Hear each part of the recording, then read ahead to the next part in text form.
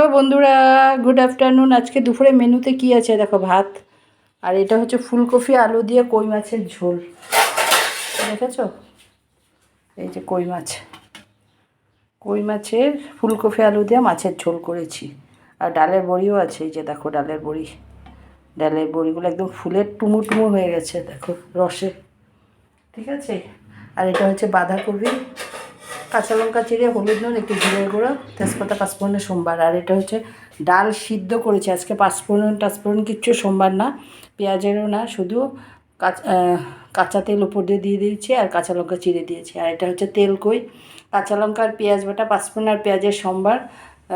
কাঁচা লঙ্কা আর পেঁয়াজটা পাঁচফোড়নের সোমবার দিয়ে মশলাটা দিয়ে দিয়েছি। মাছটাকে ভেজে তুলে নিয়েছিলাম, তারপর মশলা যখন কষানো হয়ে গেছে জল দিয়েছি, দিয়ে মাছটা আগে ভেজে রেখেছিলাম যে ওটা দিয়ে ধনে পাতা দিয়ে নামিয়ে নিচ্ছি। এই হচ্ছে আজকে দুপুরে মেনু। আমার এই ছোট্ট ভিডিওটা যদি তোমাদের ভালো লেগে থাকে প্লিজ আমার চ্যানেলটাকে একটু ফলো করো, লাইক দিও, একটু কমেন্ট করো। যারা ইউটিউব থেকে দেখছো তারা আমার চ্যানেলটাকে একটু সাবস্ক্রাইব করে দিও। ঠিক আছে, সবাই ভালো থেকো, সুস্থ থেকো।